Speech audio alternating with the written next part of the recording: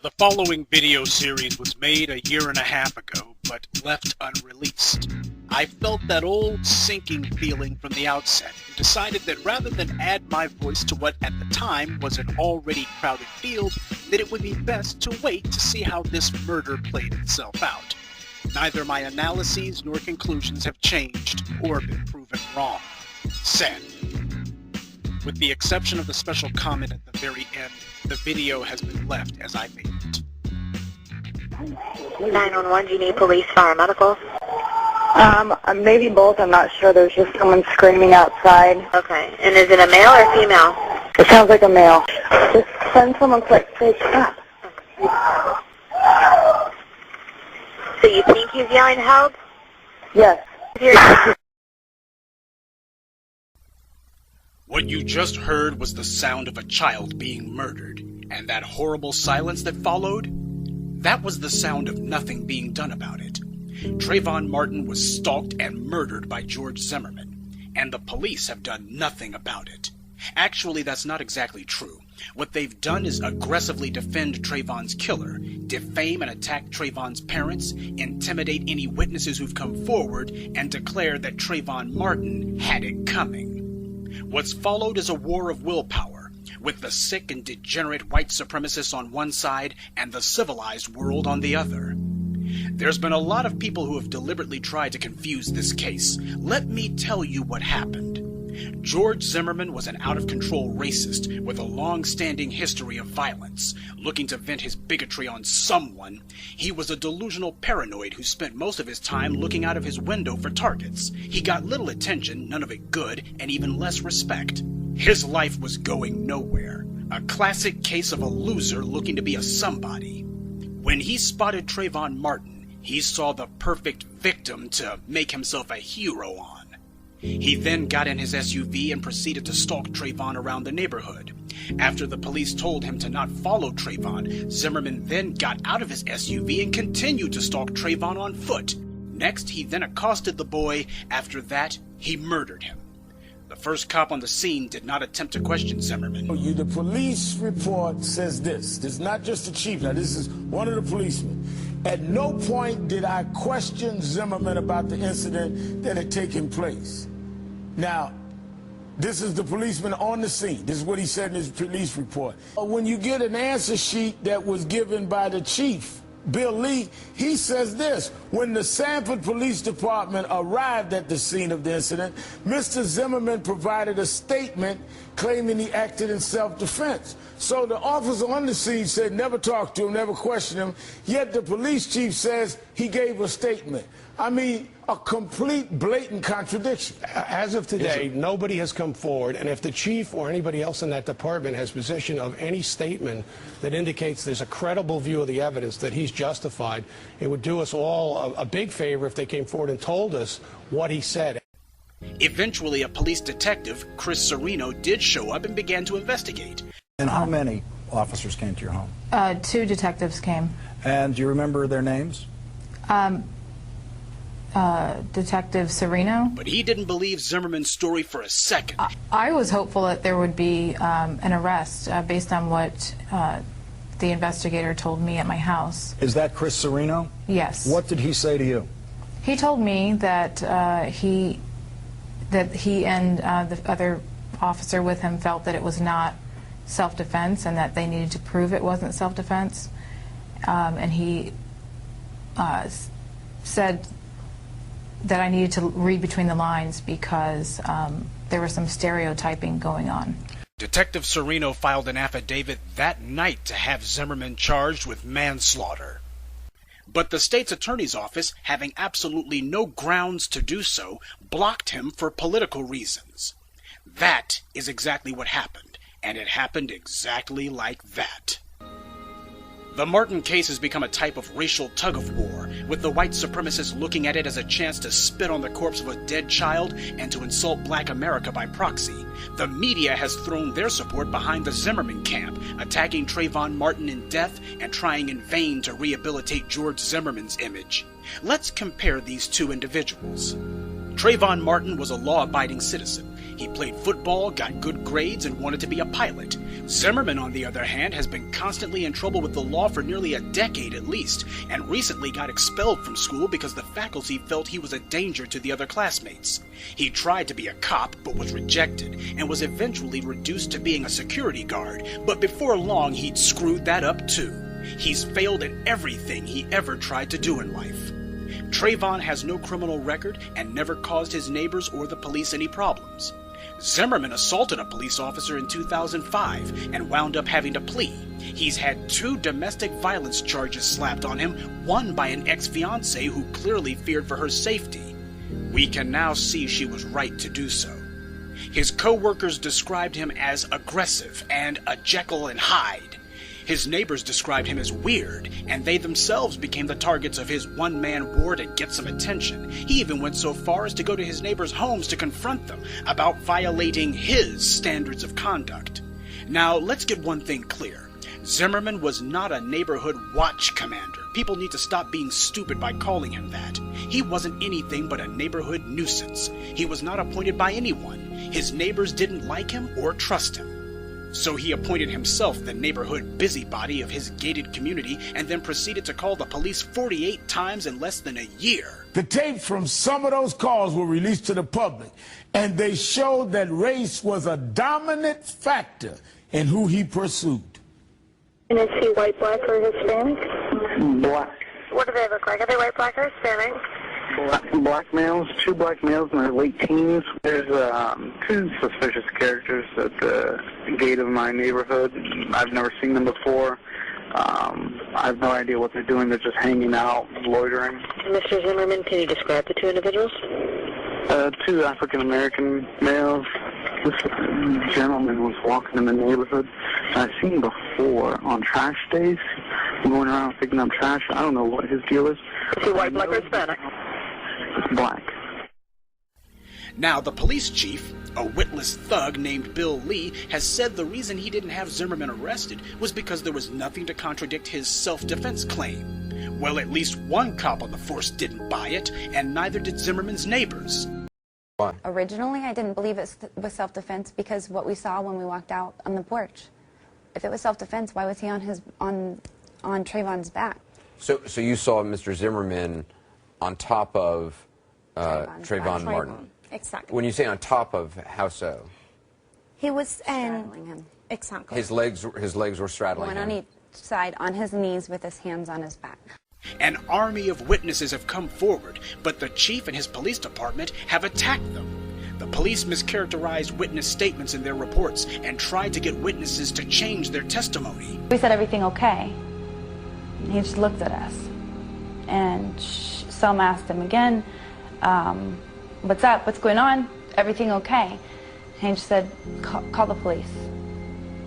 Kind of nonchalantly, like, leave me alone. According to this partial police report, Kutcher is one of 6 eyewitnesses Sanford police took a statement from that night. Kutcher said it was short and police never questioned her in detail until after she repeatedly reached out to them. Blew us off. And I called him back again and I said, I know this was not self-defense. There was no punching, no hitting going on at the time, no wrestling. From the start, the Sanford PD were acting as a legal defense team for Zimmerman, bullying witnesses, tampering with testimony, and when that failed, lying about it. After Trayvon was murdered, the boy's body was held in the morgue for 3 days. Tracy Martin, Trayvon's father, finally had to file a missing persons report before he discovered that his son had been murdered.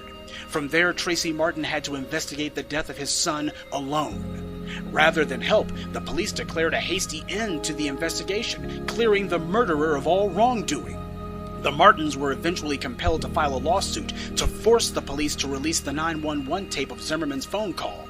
Keep in mind, the police are putting up this resistance for a man they themselves cleared of wrongdoing, and on a case that they themselves declared closed. Clearly, they've been terrified from the start that their cover-up would be blown wide open. They were right to be so. The Sanford PD isn't a police department. They're a street gang. The Sanford PD's incompetent behavior is as much to blame as the racist Zimmerman. Had the Sanford PD not let Zimmerman off the hook in 2005, he would never have had a gun and Trayvon Martin would still be alive. And this isn't the first time the Sanford PD have been liable for the death of a black man. In 2005, a volunteer Sanford policeman and his friend killed a black motorist and then hid behind the old standby. He tried to hit them with his car. They were acquitted. In 2010, a Sanford police lieutenant's son attacked a homeless black man just for kicks, and the department did nothing about it until after the video surfaced on YouTube, 7 weeks after the assault. By the way, that police lieutenant was one of the officers investigating the murder of Trayvon Martin. No wonder the cops were so eager to intimidate witnesses and cover up this crime. They've had plenty of practice. But the worst behavior came from Police Chief Bill Lee himself, who's gone on several tirades brazenly defending and praising Zimmerman as the victim and blaming Trayvon Martin for being murdered.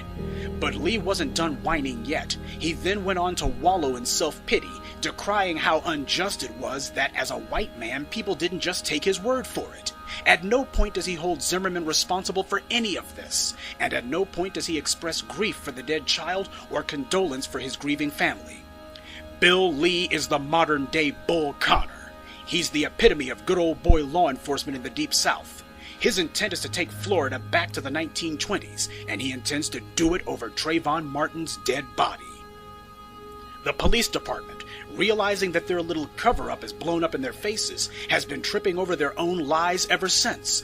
They've passed this hot potato on to the state attorney's office, but that state attorney, Norm Wolfinger, was the same guy who refused to let Detective Serino charge Zimmerman in the first place. And you can imagine how enthused he was about being made to prosecute Zimmerman anyway. Can you talk about the state attorney and what he said yesterday, Jasmine? Yeah, I think the most astounding part of the meeting with the state attorney to me yesterday, when we initially sat down to talk to him and we asked him whether or not there was going to be an arrest made, he said that he was continuing the investigation of the Sanford Police Department to see if there was any evidence, enough evidence to prove a claim of self-defense. And when asked whether or not it was his job to prove self-defense or if that was the job of the defense attorney, he told us, well, no, that's not really my job. My job is to prosecute. And it wasn't until later in the conversation when I asked him if he planned on pressing any charges and if there were to be charges pressed, what those charges would be, he responded to me manslaughter. You know, the fact that he did not begin the conversation by saying, I'm continuing the investigation to see whether or not there's a claim for manslaughter. He began the conversation by saying, I'm trying to prove whether or not there's a claim for self-defense. His choice of words, I believe, are indicative of his mindset and indicative of what we've already seen from the Sanford Police Department, that they are investigating this case with a lens of trying to prove self-defense instead of investigating this case and investigating the case in a fair and impartial manner to see whether or not there is the possibility of a murder or a manslaughter charge. So that was alarming to me. The other thing, the other aspect of our conversation that was alarming to me was when asked about race, the state attorney just brazenly shook his head and wouldn't even address the issue. He said, we're not talking about that. Understand that. The problem here is far larger than just the Sanford PD. White privilege has been allowed to fester in that county until now there is no law and no enforcement, only good old boy cronyism. You are witnessing a conspiracy by both the police and prosecutors to let a child murderer go free. The FBI has gotten involved, but I have no faith in them. A few years back when W was wrecking the country, he pulled a PR stunt by having the FBI declare that it was reopening the Emmett Till case. Just out of curiosity, whatever became of that FBI investigation? When the Philadelphia PD murdered the members of MOVE, did that FBI investigation result in any arrests? During the 60s, it was the FBI who was running smear campaigns against the leaders of the civil rights movement. Meanwhile, they were giving money and legal support to the Ku Klux Klan, who, of course, the FBI never bothered to investigate. So don't go kidding yourself. The FBI has historically stood on the side of the criminals, especially when the victims were black. Florida's governor replaced the corrupt Norm Wolfinger and put a new special prosecutor in his place. By all indications, she will prosecute. She doesn't have much of a choice, but judging by how she's dragging her feet, I have little faith in her. I suspect that she will hold a sham grand jury hearing, but I wouldn't bet on her giving this one the old college try. I predict she will merely go through the motions of a trial. It doesn't take weeks to charge someone, so why are they telling us that it will take weeks for the grand jury to convene? Because, like Zimmerman, they hope that if they stall long enough, that the public pressure will blow over. Or that perhaps Zimmerman's friends in the media can push some sort of counter-narrative, as they've been trying to do. Public interest may well begin to fade, and some other event or issue will finally get Trayvon Martin off the front page. That way, the investigation of George Zimmerman can at last be allowed to die a quiet death.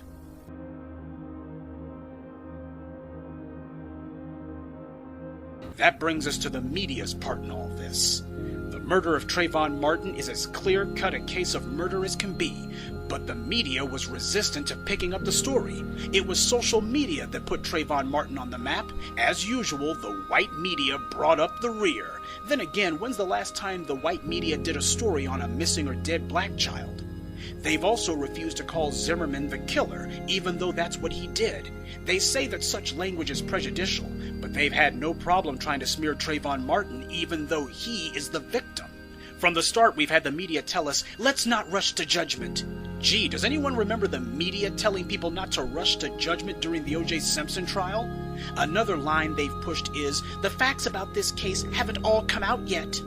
Which we all know is white code for, we've tried to let Zimmerman off the hook, but that hasn't worked, so we need more time to try to find some dirt on the black kid. As Bob Herbert reported 3 years ago, the white media has long had a hostile and racist stance where the issue of dead black children is concerned. Make no mistake, the media has picked sides in this case, and they've taken the side of the murderer. The coverage of this atrocity has been sparse and inconsistent. The 5 national networks have treated it as a one-day event, trying to bury it as quickly as they could. The so-called cable news networks have been far worse, only devoting the occasional one-minute story to it.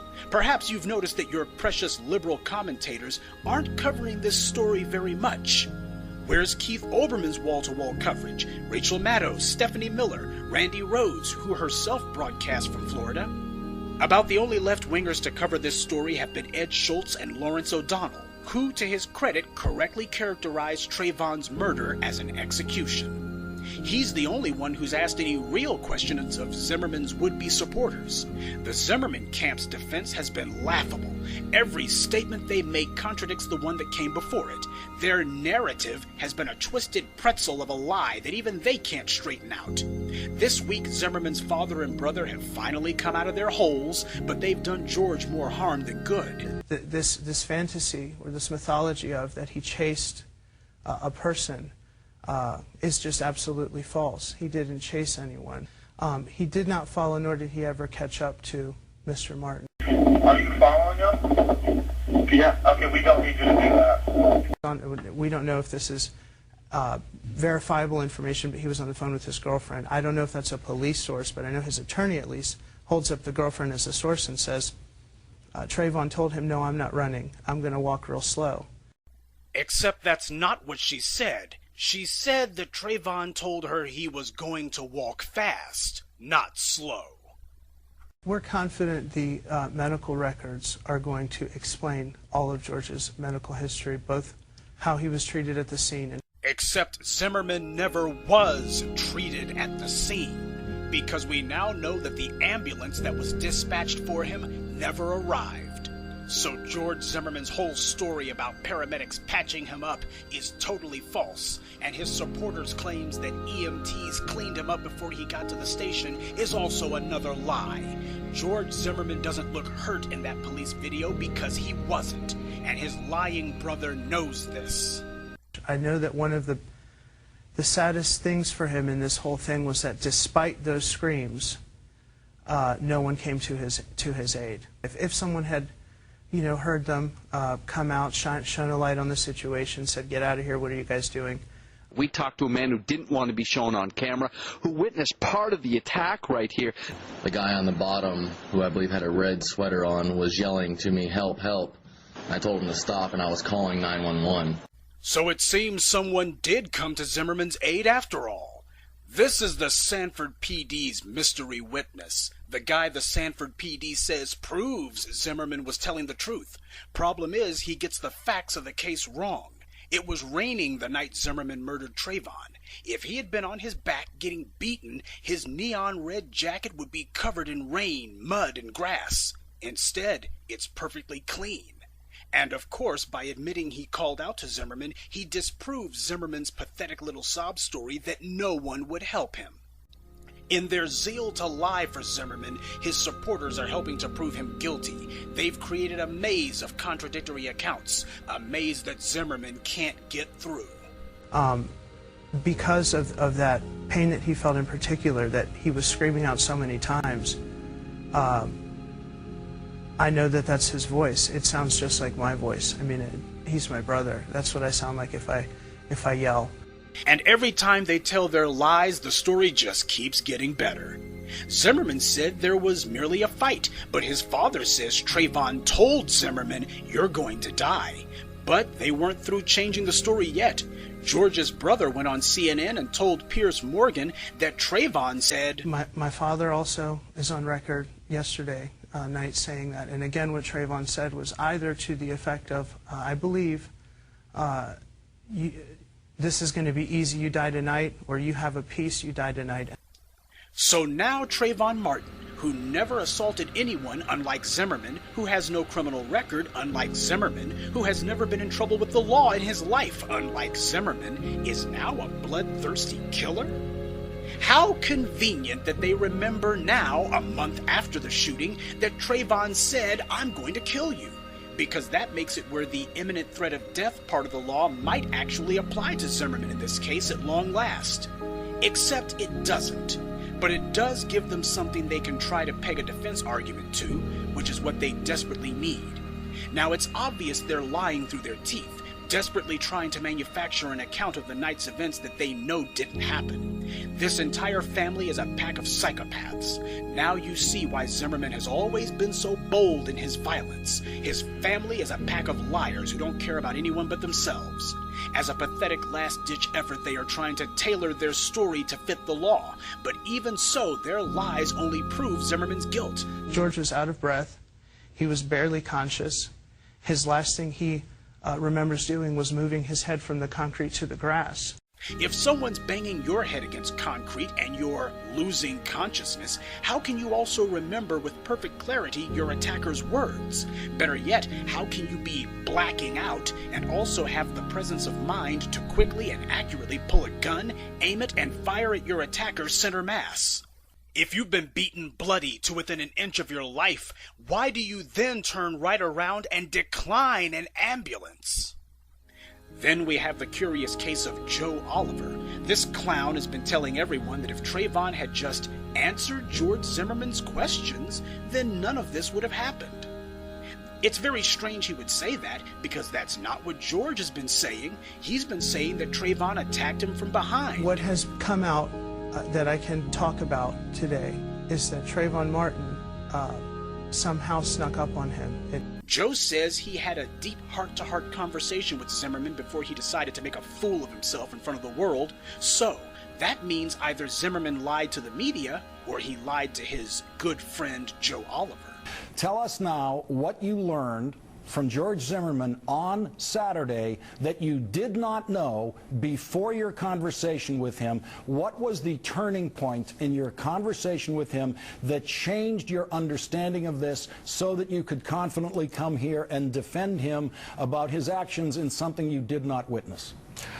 My conversation with George was between me and George. You've claimed to have a conversation with him that changed your understanding of the facts, and now you want to go out publicly and say, I will not share with anyone what George Zimmerman told me to change my opinion of the facts so that I could go out and defend him. I don't want to hear your talking points that you've used on every show you've been on. I wouldn't be here. I would not be risking myself. How do you know that in your heart? How do you know in your heart? Have you ever had a gut feeling? You were not there. Have you ever had a gut feeling? You said on television that you know that was George Zimmerman's voice crying out for help. And you have only known George for 6 years, and you have only seen him in social situations. His mother told me that she is absolutely 100% sure that is her son, and she has known that boy for 17 years. She has heard him cry many times from a child all the way up to 17. She is saying, are you saying that you know George Zimmerman's voice better than Trayvon's mother knows his voice? I've listened carefully. You've said for you the entire thing, your entire view comes down to a gut feeling. That's all it is. And okay, and I'm glad you clarified that. Not just a gut feeling. Joe, not Joe, just, look, can I ask you why it's a gut feeling and why I feel good about it? Because it's an instinctual thing.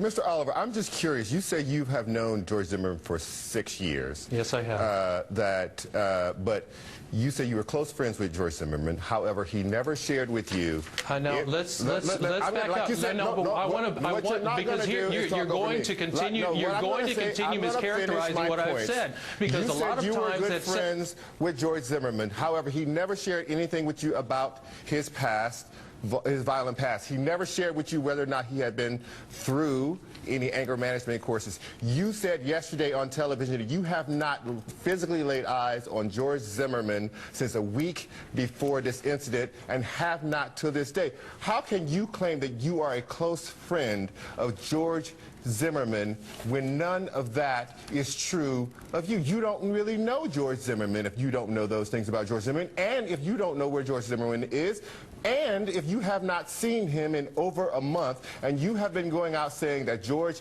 cannot stop crying, which you cannot verify because you were not there. You have been saying, nope, you have been saying that there are lacerations and his nose is broken, and only thing you know is what George may have told you because you were not there and you have not seen him for over a month. None of this rings true. You're playing people like they're stupid, and we're not. We won't discuss the lunatic rantings of that Taffy clown. However, there is a reason why Frank Taffy is so willing to stick up for Zimmerman. The two have a lot in common. For starters, they both have a criminal record, and they both are guilty of multiple counts of domestic violence, usually against women. These are the people who call themselves vouching for George Zimmerman. And it's no accident that Piers Morgan, who himself was laughed out of British media, was carrying water for Zimmerman. With CNN's ratings in free fall, there's a lot of anchors in Atlanta hoping to get a gig over at Fox News. And everyone knows the fastest way to get on Rupert Murdoch's payroll is to show that you're an unabashed racist. Morgan was the first person to allow the Zimmerman camp to have a wide-reaching platform to spew their lies. He opened the floodgate by neither challenging nor refuting anything Robert Zimmerman said, even though it totally contradicted the facts and common sense. But Piers Morgan's quiet collusion with Trayvon Martin's murderer was only the beginning of the media assault.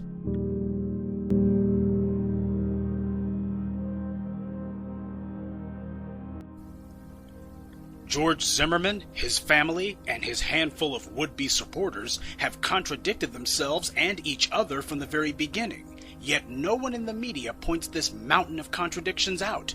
Now, if it was the Martins who'd had a ton of inconsistencies, do you think the media would have overlooked that? The media is as opposed to arresting Zimmerman as Bill Lee was. The media is also opposed to reporting the deaths of black children because they have their own internal racist ideology, and since the public has forced them to cover this story, they are now retaliating by smearing Trayvon, telling lies, spreading any and all rumors about him off the internet, and reporting them as fact. Meanwhile, the media asks no questions whatsoever about Zimmerman's past. They seem curiously uninterested in the guy who murdered a child. If you thought this kind of psychopathic racism was reserved only for sewers like Stormfront, guess again. The kind of callous and racist talking points that you thought only existed on internet message boards are coming out of the mouths of the police and the media, boldly saying to the world that when a black life is taken, the real victims are the white guys. Not one reporter has done a full profile of the killer yet. Not one has initiated a media probe of him. Sure, they give you a couple of details about his criminal past, but have they filed any lawsuits to open up those domestic violence cases he was involved in? Because the Associated Press certainly didn't have a problem using a lawsuit to see if Trayvon Martin had a juvenile record, and when they found out that he didn't, they didn't trumpet this fact. Instead, they acted like it didn't happen and just moved on to the next racist talking point. Nobody is asking what ties Zimmerman's father, Robert Zimmerman, has to the Sanford Police Department or the state's attorney's office.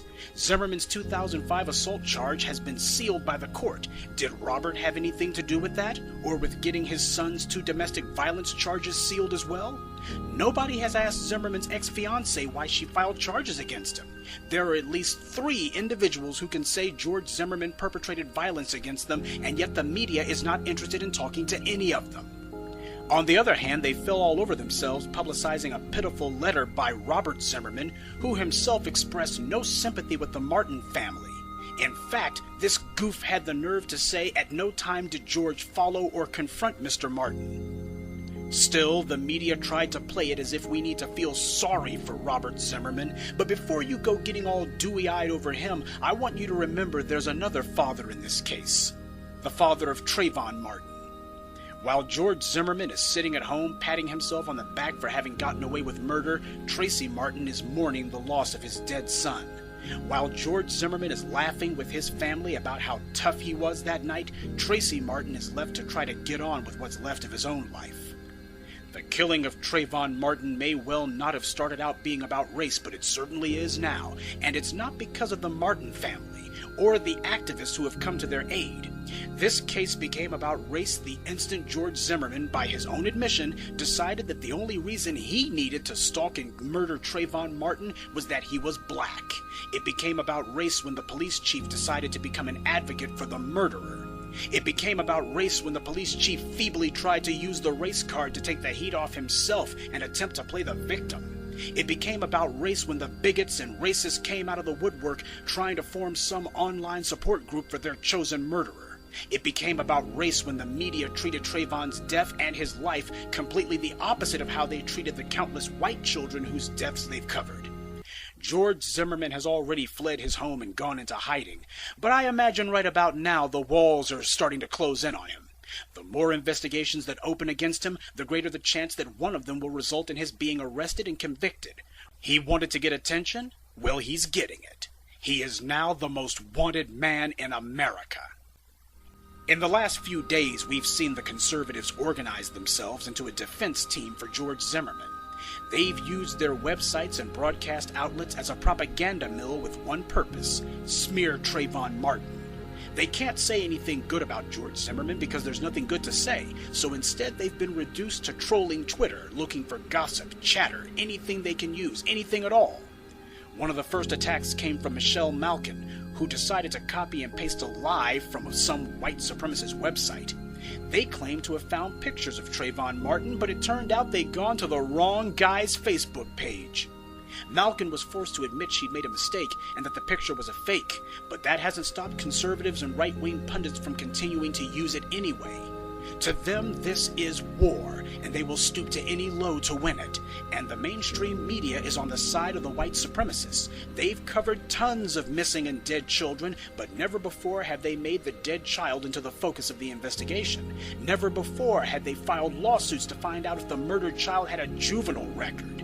But then again, all the dead children the white media have ever covered have been white. Would your fellow African-American lawmakers be as concerned about this case if Trayvon wasn't black?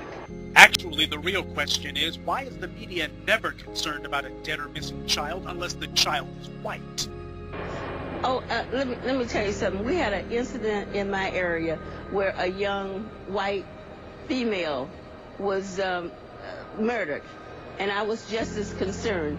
Absolutely. I care about all of the children. You know, you can make Brown, this... what was her name? The young lady that got killed. Yes, ma'am. In Orange County. What was her name? Yeah, the young lady that got killed. No, the point of the matter is...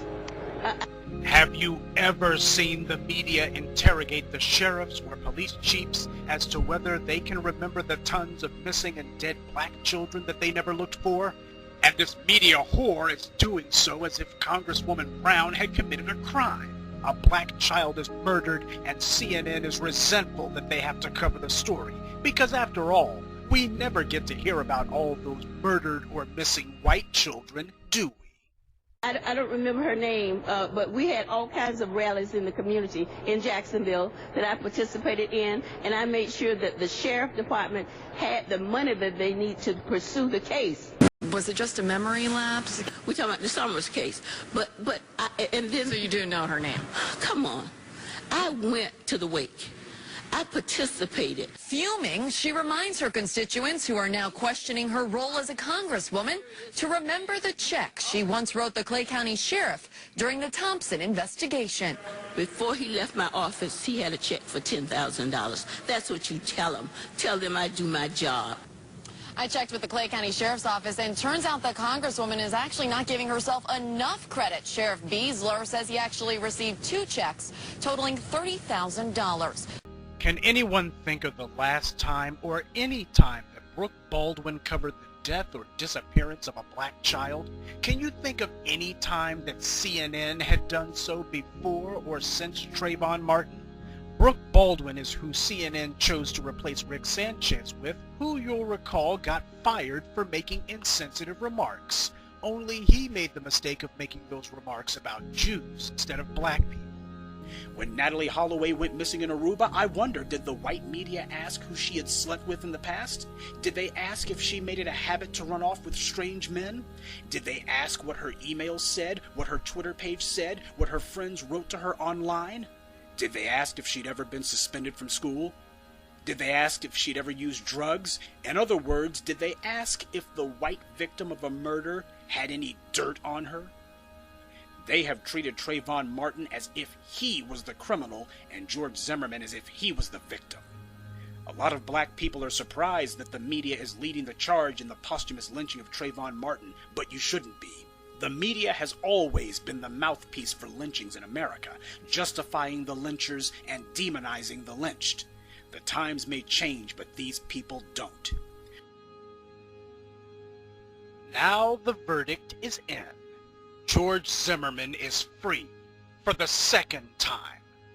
As I had predicted, the prosecution made a sham of a case. Now, when you couple this verdict with the Supreme Court decision declaring that black people are not to be given the vote, at what point does it dawn on you that you're being targeted?